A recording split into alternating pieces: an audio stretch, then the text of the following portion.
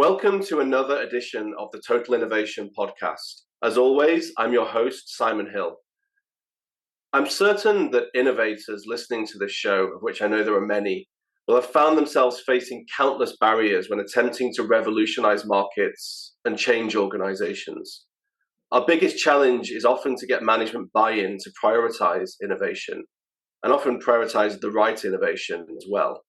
And once we're on our way with doing that, to keep that commitment during those complicated, elongated development and scaling phases of these new higher risks innovation initiatives.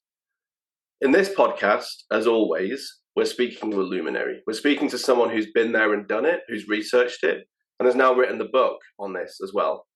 We interview acclaimed author and practitioner, Gijs van Wulfen, on his newest book. I say newest because he's written several, Breaking Innovation Barriers, Empowering You with 15 Practical Strategies to Overcome the Main Barriers to Innovation. I've read it, it's great, it's accessible, and I'm looking forward to digging into it with Gijs today. You'll learn how to win the buy-in of managers and investors, transforming your vision and dreams into that tangible reality that we all really want as innovators. Right? We don't want to work in theory, we want to work in impact and outcome. So welcome a LinkedIn luminary with over 300,000 followers. People seem to love what you have to say, Gijs. It's an honor to be on the podcast. Thank you, Simon, for the warm welcome. Yes, thank you. So we caught up beforehand, and we have a fun guest today. Someone who likes to, the subject matter is serious, right? But we have to also, take a little bit of humor and a little bit of humility in the way that we work. But for folks that don't know you, can you just quickly introduce yourself to the listeners? Simon here is a frustrated innovator. Yeah, that's what I was. Come on. I started in business. I was a business economist. I started as marketeer. And then you come at old companies, food companies who need to innovate. And they only said, no to me. It was so frustrating. I couldn't get it at all. And I left after 8 years food industry. Become a consultant. But, a consultant is great until you leave. Then afterwards, nothing happens at the client because the project was yours. And then after being, working 15 years, adding no value at all, I thought, come on, I must try to solve this thing, this fuzzy front end of innovation. How can you get those great ideas in and get them realized? And I made I first studied creativity. It's now called design thinking, but in my time, it was pre-YouTube. It was called creativity. I made it merge business thinking and creative thinking, design thinking, and then I started to make methodologies. And after 6 books, I thought, oh, it's done, Simon. I'm ready to retire on Crete with the beautiful white mountains. And then I got to Milano, and the energy got flowing in, and I still see all the innovators struggling with the same thing. Hitting their heads on the barriers of innovation. And those barriers are inside your company. They're not outside. The enemy is inside. I thought, oh, come on, guys, do another effort and try to write down your learning. So I made kind of 15 strategies to win management buy-in. So what I like is to make you a better innovator and tell about my mistakes, my learnings, in the hope that you will learn faster and then have more impact than I did in my career. Be a little bit less frustrated, I guess, by the time we get. Writing about it helps, Simon. Writing about it really helps, so that's good. So it was another book of therapy. That's good. Why don't we start? Because I've thrown this stat around a lot, but it's a thing, right? Is that people don't really know even what we're meaning when we talk about what is innovation. So there's lots of different interpretations of it. There's some very purists out there that will say it's just this, it's just a specific thing. What's your definition? Let's start. Yeah, that's a good question. Great to start with that. Now, for me, getting ideas is a creativity. That's not innovation. Developing new tech is invention. That's not innovation. Innovation is transforming ideas or new tech into reality. with impact. So that's what for me innovation is. It's transforming ideas or transforming technology into reality with impact. And what I've noticed is that innovation is so much more than what it was 30, 40 years ago. Innovation was kind of R&D, product innovation. And then we got service innovations in the 90s and the 2000s. And then we got business model innovation. And now, with the ESG so dominant, sustainability so dominant, we also got social innovation, organizational innovation. So I now see it much more broader than 20, 30, 40 years ago. So anything which is new and can create impact is for me innovation. And I guess in that frustration piece, which we'll dig into in a second, it was that impactful bit that you found so frustrating, right? Like, kind of, how do you get to scaled impact? Because there's lots of inventions, there's lots of ideas, but how do you get them to market? Well, you know that best. You know everything about stage gates at Wazoku, right? And you know that on average, in a standard stage gate process, out of the 3 ideas we get in, 1 gets out at best, right? If you're lucky, yeah. If you're lucky, well, that's a lot of frustration in there. And that's a lot of blocking in there. And that's a lot of, and we say, yes, no, but we learn from their failures. We don't. Big companies make the same mistake again and again and again and again. And I try to solve this to make it quicker, to make it more fun. And also in an innovative workplace is a great workplace. It's where there are possibilities and opportunities instead of where there are politics and rules and bureaucratic things. So let's dig into that. You've been there and done it as a frustrated innovator, and I'm sure in reflection there's things that you would have done differently, maybe with different outcomes, maybe not, right? But no, I would, for certain. The voice of experience that we're now going to impart on others through this conversation.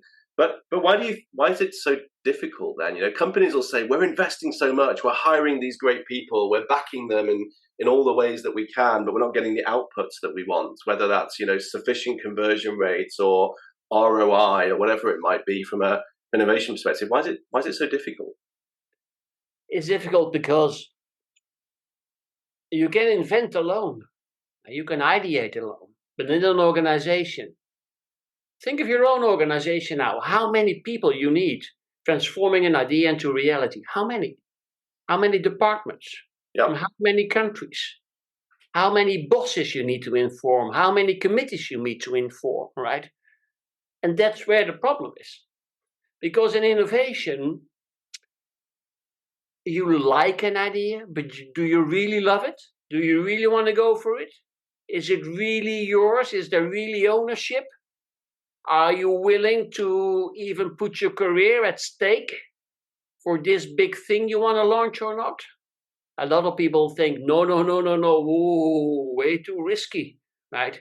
So it's the most important thing is getting management buy-in. And I did on LinkedIn, I did a poll in 2023, and that triggered me.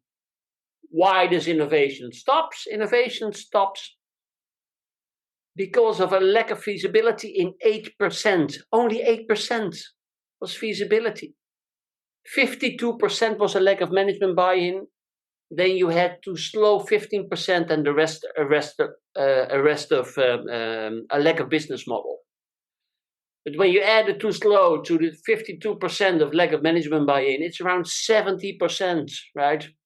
It's only because we don't dare to, because we don't want to, because we think it's too risky, because we don't believe in it. It are the soft things in innovation which are the hard things. I like that phrase, the soft things which are the hard things, and maybe we should dig into that, because this is where we start to get into some of the frameworks around the book and other things as well. Let's talk about those main innovation barriers, though. You talk about management buy-in, right? And as one of the primary ones. I guess a lot of managers would sit there thinking, but we do buy in, we do support these things, or we did buy into this thing, and it never turned out in the right way for us in some way, shape, or form. There's a lot of complexity to peel back in that concept of just management buy-in, right? Like, what does that sentence mean? How does it manifest itself? So maybe we can peel that onion back a little bit in terms of innovation barriers. Yes. And before I like to say, this is not complaining against management, because I am the age I could be a CEO like you. So it's not about that. We also look at us, because if you point out at your manager, one finger points out at him or her, and 3 point to yourself, right? I once talked to a CEO and say, hey, I got 3 problems with innovators, right? It's always less than they promised. It's always cost more than they promised. And they always deliver less than they promised, right? And that's what they do. And also, a lot of managers are deeply disappointed in innovation and their innovation efforts. And they are willingness to do so, but somehow the system is too big or too complicated, or it is too politic, or they just can't get it done. So the barriers, first of all, is understand your managers. When you are a researcher and you are the innovation boss, what do you expect? You expect new technology. When you are an engineer and you are the innovation boss, you expect any improvement which works. When you are a venture capitalist guy coming in as an innovation boss, you want growth of the company. When you're originally you are a finance guy and are now the innovation boss, you want EBITDA. When you are a commercial guy and you are now in an innovation, the CNO, the Chief Innovation Officer, you want satisfied customers. And when you come from human resources and are now grown up as the VP Innovation, you want internal people to feel empowered to give their ideas. So mind you, do we know what background our bosses have? Do we know what is expected from them? It's like, now you celebrate Christmas, Simon, come on. Oh, we do. Oh, we do. Now, do you make a Christmas list? My children are busy making one right now. Of course. I want this. Yeah. What innovators do, they bring presents without knowing what's on the list. They don't know what management wants from them. Bring me innovation, bring me something. But the point is, even I, or even in the board, we don't know what we want with innovation. Yeah, I was going to say, I was like, that's part of the challenge as well. So the challenge is, I know I want EBITDA, and I know I want growth, and I know I only got a limited innovation budget of, let's say, 5 million to spend. And then, so we all know the criteria, but even does everybody in your innovation team knows the criteria? Do we know what we need to bring back? So one of the problems is a lack of direction. As top management, you have to give direction and freedom. You have to make an innovation assignment. I want something revolutionary. It can be a product, a service, a business model. I don't mind. But it needs to bring back 100 million revenues in year 3 after introduction with an EBITDA of 40%. I want it to start in EMEA first and then roll it out all over Europe. And the introduction date needs to be in 2027. All right.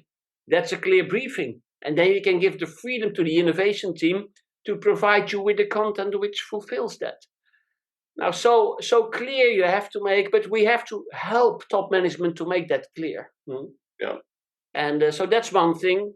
Another big thing. Yeah. Do you think, sorry for cutting across you, but it's something that we've discussed, or I've discussed with other guests on the podcast, is maybe one of the biggest challenges, and you mentioned this, right? The CNO, the Chief Innovation Officer, and it's actually a role that I have some problems with, right? Because I don't think there's ever going to be a true C-level innovation role, right? True C-level, right? There may be a notional one, but a true one. What I mean by that is that as a consequence of wherever that reports up to, which is always problematic if it exists at all, is that person isn't really the true owner. Because you mentioned earlier, right? There's different types of innovation. There's different outcomes that you're trying to get, which actually horizontally cuts across the innovation problem, right? In terms of thinking. And so maybe the problem that we've got isn't just management buy-in, but that there isn't management ownership even for this, right? And then this is interesting. Yeah. Now, sales is for today, marketing is for tomorrow, and innovation is for the day after tomorrow. Innovation has to do about strategy. Okay, we are now today here. Where do I want to be as CEO in 5 or 10 years? Because that's the horizon we talk about, right? In 5 or 10 years. And what's going to bring me there? More of the same won't bring me there. Otherwise, we would need a strategy, right? Strategy is always about doing different things or doing things in a different way. So it's the innovation function which has to deliver on the strategy. So for me, there is only one chief innovation officer. That is the CEO, and he or she should own innovation. And of course, and he or she needs to have a staff there. You don't need a chief innovation officer. I think that when you have the CTO on the technical side, the CCO on the commercial side, right, and the COO on the operational side, it is the CEO who can use his or her power to combine those three things, and that's a sweet spot for innovation. Something which is new, technically, which solves a customer friction, which we can make, or together with partners, which we can make. That's what innovation is about. And it's the CEO at top level who can coordinate there and who can facilitate that for me. Yeah, I'm heavily inclined to agree. And I had this vivid conversation once with a recently stepped down CEO of a very large financial services organization, and I asked them this exact question. I was like, "Isn't this your remits? Why weren't you more involved in the conversations?" And the answer I got very vividly, he picked up a load of papers that were next to us on the table and put them all in the middle, and then got a small pile, and then the other one is like, "This is the pile of stuff I wish I could have done every day, and you're in it. This is the pile of regulatory other stuff, right? Risk management related things that I spent 99% of my time doing. Most of them that weren't planned the day before, that kept popping up, right?" And it's like a very difficult role. It is. Because you don't want to be doing most of the stuff that you're doing at the C-level, and I want to be getting into this stuff. And I think that there's a truism in there that's just very hard to unpick, right? That we live in this kind of bureaucracy. Well, but let's be a bit harder on this CEO, because come on, the operational shit he should have done by others. Yeah. Why is a CEO in such operational role? I think then you need to look at your operational team. Because for me, the CEO has a management team which rules the business of today. Yeah. And that should not be the role of the CEO. He or she would be the one who is busy with it in 5 or in 10 years, because he or she is the only one who is busy in 5 or 10 years with it. And that's what a good CEO should do. So, but of course, especially when you are a publicly noted company, right? There are so many incidents which get onto your table, which take up all the time, which is really a pity. And in that case, I can even understand and I can even sympathize, because I'm also a business economist, Simon. You wouldn't say that with my creative book and my long hair. I'm just a dull economist from inside. And I know if we don't make any money today, we cannot finance innovation for tomorrow. Yeah. So I am completely in on focusing on today, earning money today, do improvement today, do incremental innovation today, because they will get us the funds to be able to innovate for tomorrow. So you should have your legs on both in today and in tomorrow. But a lot of the time, when like revenues are a bit down, and then EBITDA is double down because margins are down too. Where do we get the money from? Okay, we cut the marketing budget and we cut the innovation budget, and we pump it into the bottom line to save the profits of this year, right? That's what most people do, and I even can understand that. But when you're an innovator, you feel insulted and you see your project being stopped. Of course, and a lot of people are feeling that right now, right? But do you see that there is we get back to the barriers here a little bit, right, of what's happening, and clearly leadership is a key part of that, right? Management is management, leadership is leadership, and I split those two things out, and I'm constantly reflecting as we're talking around how I do this in my business and what role I take, and of course, I try and listen more and speak less. And my team may disagree sometimes, but I actively try. And I find they're actually the most productive, best meetings when I do, right? Like I will I will often type rather than speak because my voice and my words carry different power in those two forums. When I lectured in India, there was an Indian guy from the audience, and I was talking about the fourth innovation method. And the second step in the fourth innovation method, after full steam ahead, making the direction, is observe and learn. And a guy stood up from the audience. It was in Delhi, in India, around 10 years ago, and he says, Gijs, there is a reason why God gave us one mouth, two eyes, and two ears.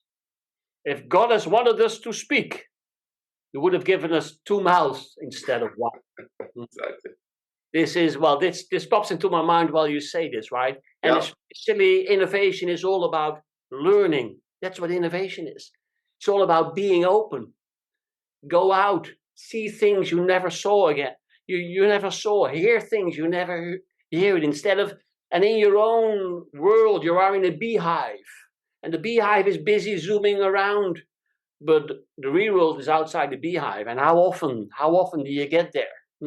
No, and not too far outside of the beehive either. I think we're leaning on we're learning more about this, right? And I think that the world of data and AI, if you want to call it that, are starting to open up some of those things. As you know, we're a crowdsourcing business. I believe firmly that many of the answers lie just outside the field of usual view, and that the crowd is best for discovering those, right, from an innovation perspective. So I don't know how much you looked at data. It wasn't front and center in some of your barriers, but it's probably implicit within it somewhere as well.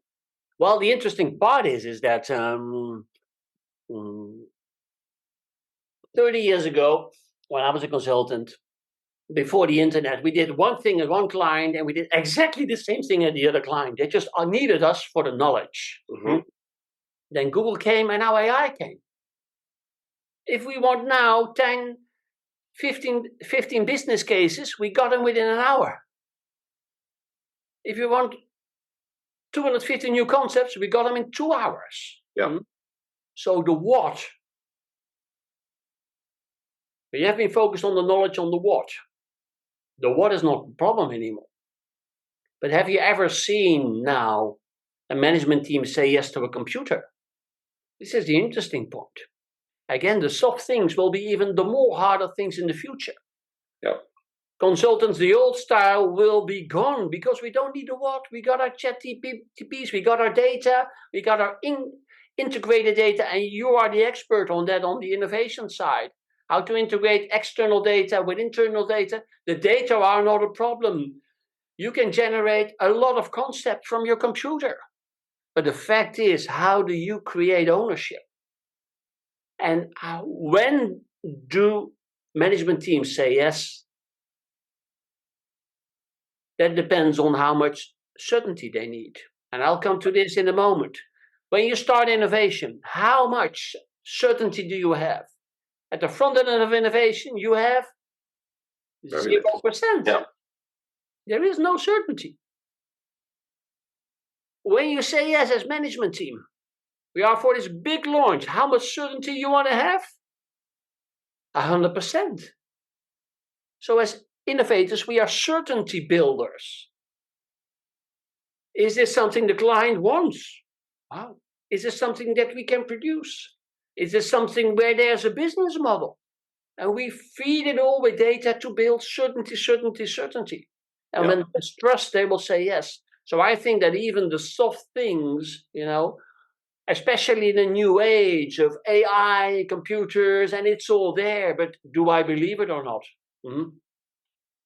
And that's where the human side comes in. So people say, oh guys, it will be the end of innovation consultants and facilitators. And no. Because how do we merge then the soft and the hard things? That's where people are still needed. Mm-hmm. Yeah, no, I'm inclined to agree. Like, I think that my piece on the data piece right now is helping to drive that buy-in, helping to drive the prioritizations, helping to avoid the usual pitfalls that lead to many of the wrong projects being initiated or overfunded for too long, and the right lessons not learned, or the right pivots not taken, and therefore, and maybe moving us on to timing a little bit, that we, either we run out of time because as a team, as a group, as a function, we've invested too much in the wrong projects or taken too long, even with the right projects, right? Like I'm seeing a lot of very good projects being killed at the moment and divested. Why is that, Simon? Why? Well, but it's, and some of it's for the reasons that management have been, businesses are having to make hard choices right now, and there are some really interesting businesses out there. What I find quite strange, and I was having a conversation with Professor Alf Bingham, who was the founder of a business we acquired called Incentive. It's now Wazoku Crowd, and his vision when he created Incentive was, which came out of Lilly Labs, Eli Lilly, right, was to create a open science community to disrupt the way that drug development was done, in use crowdsourcing for doing that. And the Lilly Labs loved it and funded it, but didn't want it to be a disruptor to itself or its own market. And therefore, in some ways, and the market didn't like it very much either, because it was such a threat to them as they went forward. But one of the interesting things from that, which was, it is highly effective, right? There is huge amounts of data to suggest that these open approaches to doing innovation are almost unilaterally cheaper, faster, and more effective than the closed approaches for doing it, right? And lots of people have written lots of good research around this as evidence-backed.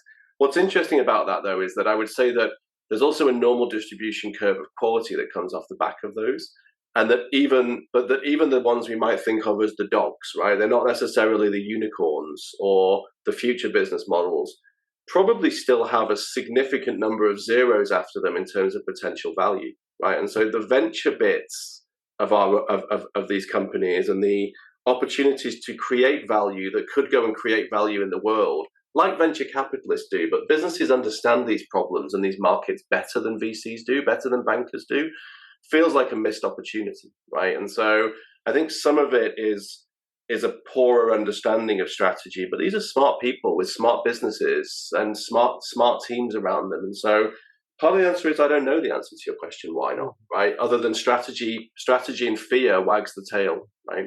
May I ask you a personal question, Simon? Sure. And I honestly don't know this, but do you have any children or any nephews and nieces? I have two small children. Yes, I do. Two small children. Yeah. Okay.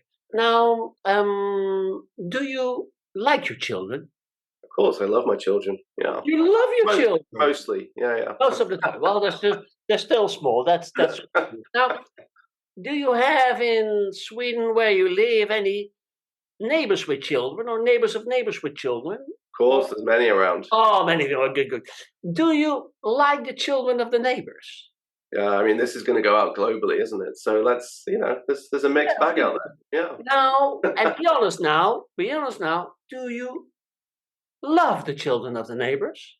No, I don't think I would. I don't think I would go that far about that. Exactly. That's different, huh? Now, the only difference between your child and the child of the neighbors is that your child is yours and the child of the neighbors is not yours. Of course. I hope. That's best we know. Yeah. Correct. No, I understand the point. And it is the same with ideas. Yeah. It's the same with ideas. Of course, rationally, you're completely right. Via open source, open crowdfunding, but it's all it are all the childs of the neighbors. It are not our childs. Because, and this is the check question, does your wife or girlfriend or ex-wife, I still hope, but also love your children? When we came on air, she was my wife. So she still is. Yes, of course. Great. Yeah, great. Exactly. Yes. That's no coincidence. You made your children together. And what you create, you like, and what you create, you trust. And of course, if there's something wrong with the child of the neighbors, you will start to arrange something.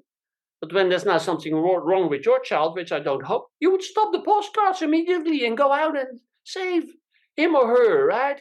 And so the ownership is about creation. And of course, you can make use of, also in the fourth methodology, other methodologies, right, in observe and learn, you source from, but you need to digest it first for you to become yours. And this is so important. It's just a human trait of humans, and especially in doing new things. We have to digest it first, and it has to be not only in our minds from an objective, but also in our souls or in our hearts. And then we will go for it. I think there's a human identity piece that comes into it as well, and we can start to dig into some of the other thematics. But in one of the previous podcasts, we spoke with Steve Rader at NASA, and they do a lot of work with us in crowdsourcing as well. And we discussed the identity of a rocket scientist and a PhD who's dedicated their life to this was that it's my job to come up with the best ideas. It's my job to do yes. this.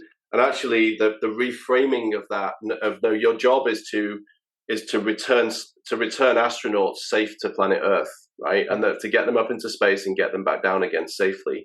And that in that reframing, the ability to turn every rock and make sure that you've considered every idea and that you understand everything and that that's not all on your shoulders led to this real embracing of open innovation and open talent and innovation as a collaborative capability, not the purvey of geniuses exclusively, right? Yes, that's an important piece. So it's all about the culture thing, right? And now we come to, it's all about building a culture which embraces innovation. And, in my book, Breaking Innovation Barriers, I call it, we-novation. And not I-novation. And we-novation started doing it together internally. And when you embrace that, then you can also, do we-novation, including crowdfunding there, Simon, and crowdsourcing of ideas and new technologies. But you have to lose the I. And it's easier when you're older like me. I'm an old dog. Come on, I've done it all, well, not all, but seen it all. I'm in the fall of my career, so I'm much more open than I was, in the spring where I always be there and I want to be seen and it has to be my work. And so to make the culture change also in an organization, I think that is crucial. Yeah, I think you're not an old dog, but even so, you're teaching new tricks, right? Which is good. I struggle a little bit with this culture concept, and some people put it at the front of the most important bit. Some people put it in the middle. Some people put it at the back. Why? Because I think it's important. I also think it's in some ways a little bit overhyped. There are cultures that produce great innovation that probably wouldn't be standouts as the things to mirror and replicate, and maybe that's the point, right? I think that there are some that we hold up as cultures that were very individual led by strong personalities, and that the culture isn't necessarily the culture therefore everyone else in the business would choose, right? And so I have some difficulties with it. I don't debate its importance in context, but I have some challenges with it. Right, just honest. Well, it's really nice when you look at the Hofstadter Cultural Index, and when you compare that with the Global Innovation Index, and one of the countries I come most, where I come every year, is Japan. The Tokyo Yokohama region, mind you, that's 40 million people there, is the number one technology hotspot in the world. The number one. And Japan is number 13 in Innovation Index. Isn't that strange? Yeah. They are behind Korea, behind Taiwan, behind Singapore, and behind China. Why? Because there's this difference between technology and between an innovation. Because there is a thing called market, there is a thing called design thinking, there's a thing called empathy, and there's a thing called risk and risk aversion. And, the Japanese, they are the Germans of Europe, right? Germany, exactly the same for different reasons. But when you give a German and a Japanese, I'm sorry, all the Japanese and the Germans, but this is an exaggerating Dutchman here, give an empty piece of paper, say, draw something, they don't draw something. But when we give them something, here's a mouse, make a better one, they will give the best improvements, right? So they are They are not really the out of the box thinkers, and the empathy part, and that's cultural, right? Is just in those countries, way and way and way and way and way less well developed than in other parts of the world. Yeah, I understand it in that quite sort of binary level of culture. I think most of the world exists in a slightly more opaque. If this was a technology readiness level assessment of a culture, like most of us, or a normal distribution, we're kind of in here.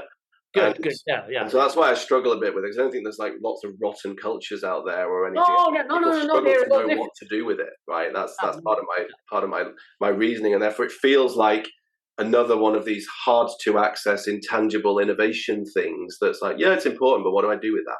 Right? How do I change that? What does that look like? And I guess it's a part of the recipe of everything else, right? Which is equally, just candidly, why I totally recognize it as important and totally struggle with it from a business perspective. On the other hand, another simplification is I've been traveling the world the last 10 years, My methodology, LinkedIn took my methodology, spread it all over the world, and I was off. And, I did the same methodology, and they use it everywhere. And the colder it gets, they say, what I really like of this methodology, it brings us creativity. And the warmer it gets, they say, what I really like this methodology is bringing me structure.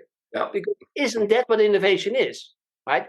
It's combining creativity and structure, right? That's what it bridges. Yeah. And so in the north, in Finland and in Sweden where you live, come on, it brought creativity. But I'm living now in Italy and in Greece and in Spain. They say, we got all those things flying around, and you just give a structure on how to transform it into reality. So I think those are really differences which are important to see, especially when you're working with worldwide companies. That there's a huge difference in culture, and the culture and a huge difference within an organization of a corporate culture. But it's so difficult to change a corporate culture, to be quite honest. You just have to deal with it. No, exactly, and I think that's kind of part of my point.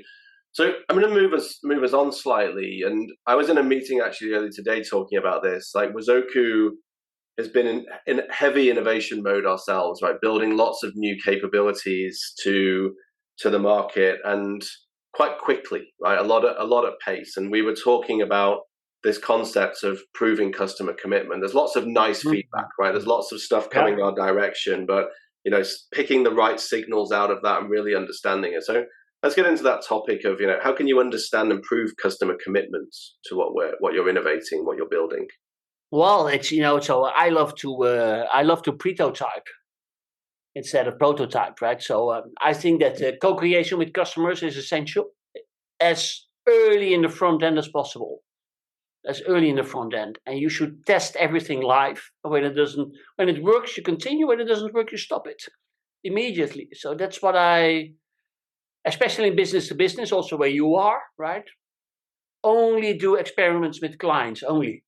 As soon as you got something, and you can do, of course, first a prototype to see if they would love it. And when they would love it, say, okay, would you like to make a kind of a beta version, and then, make immediately a beta version with a client? That's what I would do. Yeah, I'm inclined to agree. I think, again, for not wanting to continually play my own violin here, I think crowdsourcing does a great job of this as well, because it gives you perspectives from various angles around the world, right? One of the challenges I've seen sometimes with customers is they come very much from their lens at that particular point in time, and it can be but you have to prove, difficult. Simon, because I'm going to stop you here on crowdsourcing, right? Because sure, Simon, sure, but does it work for me? Exactly. But my company is so special, and we have such a special culture, and our customers are so special. Everybody thinks he's really special, and as long as that belief is there, you can say, I bring the knowledge of the whole world, and I will say, but we are different. Yeah, no, and look, I appreciate that and hear it every day as well, and that's that's partly why we continue the good fight of what we're doing, right? And it isn't just it isn't purely just for building a great business. Obviously, that's the backbone of where I put my energy, but because I fundamentally know that this is a better way of driving the outcomes that we're that we're talking about. But co-creation doesn't come naturally. Again, it's like you talk about creativity and design thinking, and maybe with people are saying we're beyond design thinking now into something else as well. Like in reality, all of the messages of those very good structures, ways of working, frameworks, whatever you want to call them, they're still not hugely integrated. Now, there are certain skill sets and certain people in businesses will be shaking their heads saying, "You're all wrong, Simon." I'm like, but not generally in the way that things are done on a day-to-day basis inside organizations. Right? We're just not good at it. Right? That customer co-creation in a truly deep and meaningful way. And it doesn't have to be expensive or complicated, actually. It can be pretty cheap and efficient, just isn't well done, and it's not well understood, and the signals are not well received. Well, now here you say something, because it's not well understood. Yeah. And that's where the main problem is. It's not well understood. So what I learned, and of course you are the technical guy, you're the front runner, and you're doing a great job.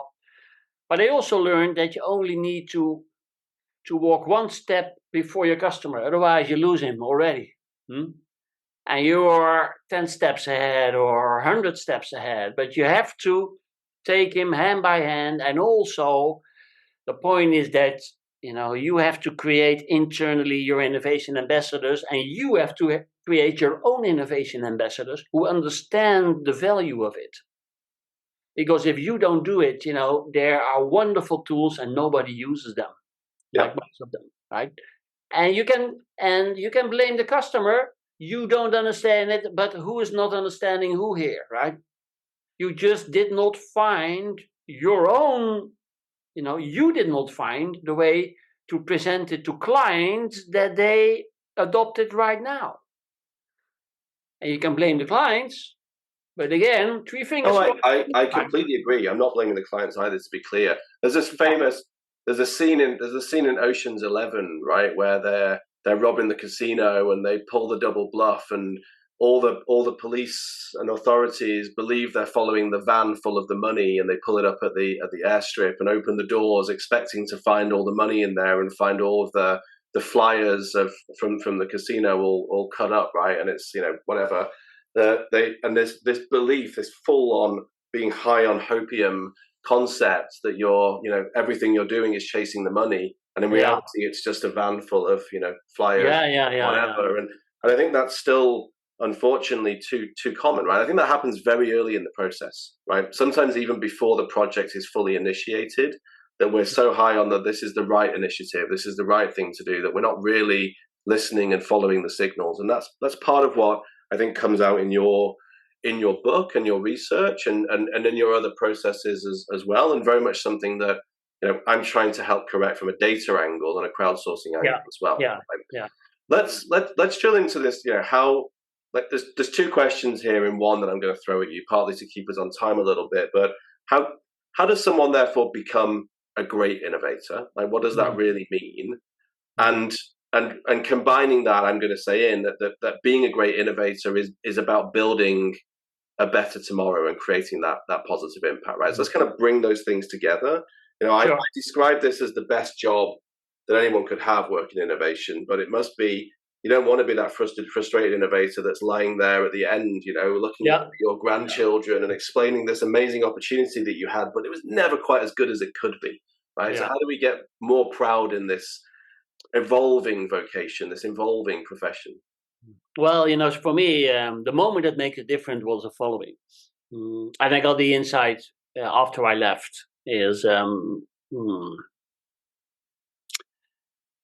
but first I'm going to say another thing. The other thing is this: who determines the speed of the organization? You get some innovators in, they start running, to make the company faster, more agile, but who is determining the speed of the herd of the organization? It are the slowest animals. Yeah. As innovator, I walked on the front and I look back, I say, "Hey, you stupids. Come on, what take you so long? Come on." You think they listen? Of course not. The moment which changed was that I changed my thinking completely, 100%. I was frustrated because I assumed innovation was the normal thing. The moment you really accept that conservatism is the normal, the whole organization has an immune system protecting the daily business. And as innovator, you attack the immune system. And the moment you want to change one little thing, all the white blood vessels come. That's the normal thing. The moment that I accepted that conservatism was the standard, I went to the back, I started to talk to the most conservative people. I started to understand them. When I couldn't understand them, I could connect to them. And when I could connect to them, I could lead them in that order. And then they followed me. And then I let the last part of the herd walk faster and the whole organization moved. So I think this is very important, that we as innovators should accept the conservatism of this big, giant organization. Yeah. And we have to do it step by step. And you must not do innovation projects with innovators only. Well, you know the Muppet Show. Of course. Waldorf and Statler. You should take them in the team. Out of the 10, take Waldorf and Statler with you. Yes, your project goes slower, but in the end, it moves. You're moving a much more longer way, because once they buy in Waldorf and Statler, wow, the whole company moves, right? So, and this is how you should, on the soft side, get everybody in. So the point is that first accepts that your organization is as conservative as it is. Now, for me, there are 3 things which are, I described 10 things to be a great innovator, and you heard already a lot of them, but what I recently, of course, persistency is, of course, what everybody says, but it really, really, really is important. Innovation doesn't stop at the first no. That's the moment it starts. Correct. Yeah. It starts. You will get 100 no's. So the moment is, the first no. Yes. Now we start. The sooner you get the first no, the sooner you can really start, because then you get into the real transformation process, right? So first of all, and then you need to be persistent. Now, what I notice is that people love stories. Of course, you can come with the data, you can come up with 100 experts from all over the world, but a good story, like you told yourself, Simon, a good story convinces. So be a good storyteller. A good story is about emotions, and it's about real people. And that convinces us, because we remember that. And the third thing is, guys, I need to change. I want to become a great innovator. I said, don't change, because you must stay authentic. You must stay yourself. Because people will follow people who they believe and they trust. So an introvert R&D guy can still be the perfect innovator to lead the team, even, as long as he or she is authentic. And then you get the credibility from the rest and the respect of the rest. So you don't have to change yourself for that. Be authentic, be a good storyteller, be persistent. Those are 3 things I just want to highlight now. Yeah, and look, I'm going to start to wind us up, but I know there's a lot more in the book, and there's a lot more in your frameworks and others that sit behind all of this than we can cover in a very good conversation, but still a short conversation, right? So I echo these points. I think there's one in there that says align innovation to strategy that's just front and center from my perspective as well. And too often that isn't the case, often because strategy is not very well understood. It may well be well defined in a piece of paper, but not very well understood by the business as well. And I think partly that's because there are too many different chefs in the process that are doing their bit of it, but no one quite understands how they all fall together with this strategy at the top of it that's often owned by a different person, right? And not so understood. So I'm going to I'm going to start to wind us in a little bit. I'm going to thank you for the insights that you have shared today.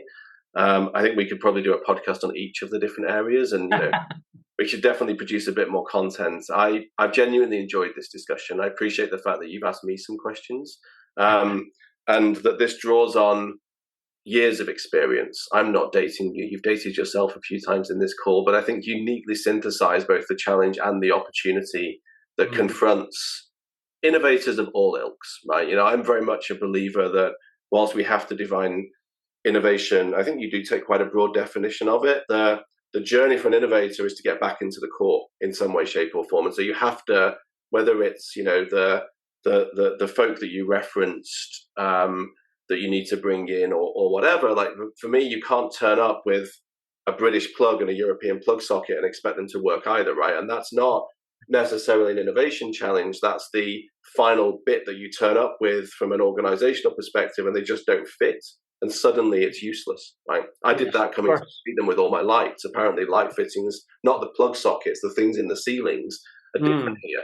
And so it perplexed me for quite a long time, actually, which frustrated me as to the hell do I do with these things? They plug them in the ceilings here. I'm like, but it's a different thing. But it wasn't an innovation challenge per se, but it was a different culture. Back to that point of like, this is where culture becomes a thing, right? Yeah. That got in the way of me having light for a little while, which was fine over the summer and less fine as winter came here. But thank you. Right? I've really enjoyed this conversation. As I said earlier, your new book is out now. As this goes out, we'll share a link to it. We have some signed copies that we're working on together that we will share with listeners how they might be able to access one or two of those. And thank you for being authentic, for sharing. For everyone else listening, as always, thank you for listening to the Total Innovation Podcast. If you're a regular subscriber, thank you very much. We have many now around the world, and we just hit a big milestone for downloads of the show as our global readership continues to grow, thanks to great presentations and talks like this as well, Gijs. So thank you very much. If you haven't checked out our prior episodes, please do so. There's great discussions from the likes of NASA to Exxon, from unicorn building to AI ethics, and much more. So check out the back catalogue and keep an eye out for the next exciting episode coming soon. For today, Gijs, thank you very much.